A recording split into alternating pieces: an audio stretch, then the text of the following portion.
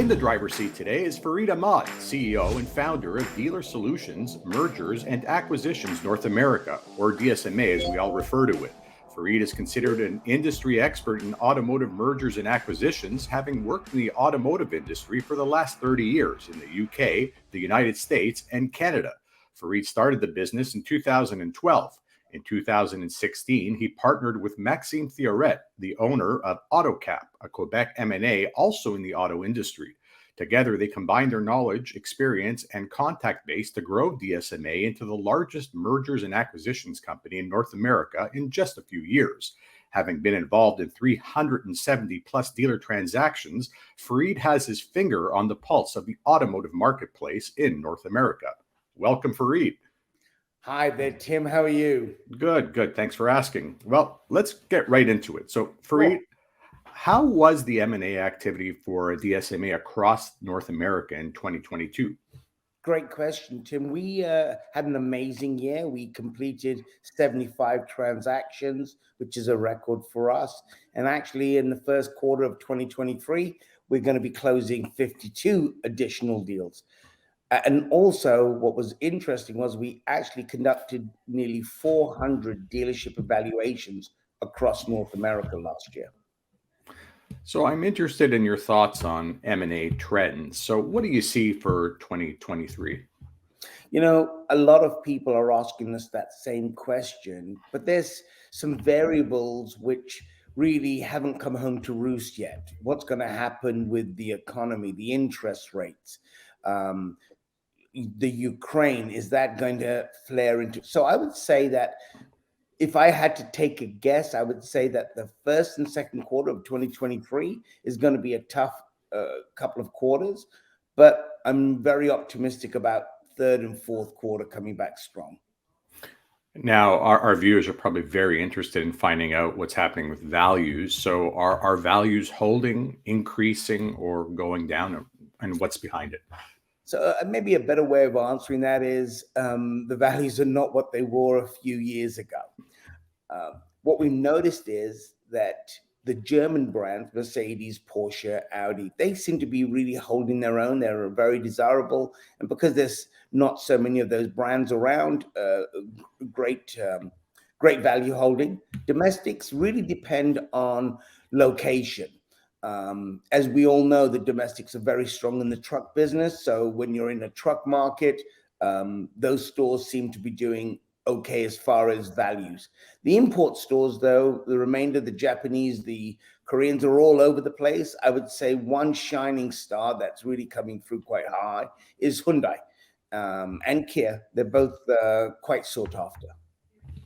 So I'm curious, what are the three challenges facing a dealer who's contemplating selling soon?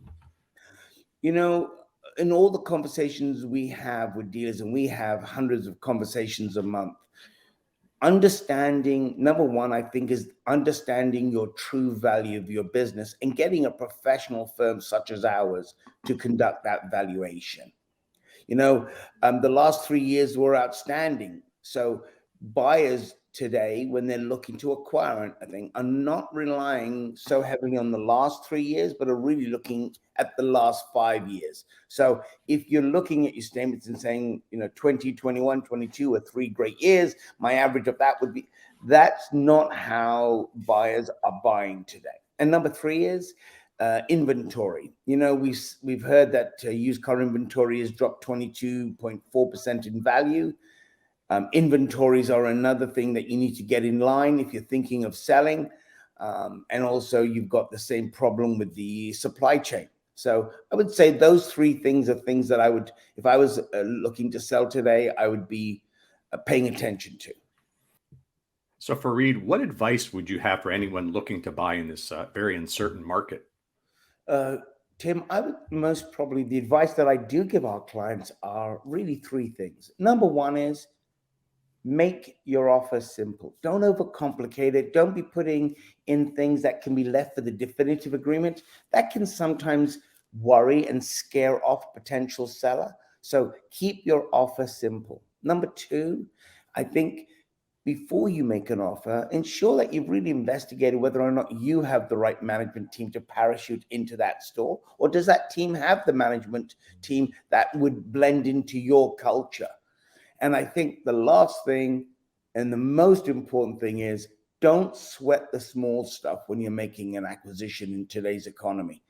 There's a lot of detail must go into a business. I completely understand, but sweating the small stuff, I've recently seen deals fall apart because somebody had a lawnmower in their assets and they didn't want to buy it and they blew up. So don't sweat the small stuff. Good advice. Thank you so much, Farid, for being with us today. It's a tradition to close out each episode with our 0 to 60 challenge. So over the next 60 seconds, we'd like to give our viewers a chance to get to know you a bit better. So you're ready for the challenge? I am. All right. If you could have one business meeting with anyone, past or present, who would it be? Warren Buffett. A lot of respect for that man. I think he's proven that in one lifetime what you can accomplish. He seems to be an extremely humble man, which I really appreciate and respect. So Warren Buffett would be my answer. Okay. Well, if you could time travel and go way back and talk to your younger self, what advice would you give your younger What self? a great question. I think knowing what I know now, I would advise myself to stay the course in my passion, in my vision.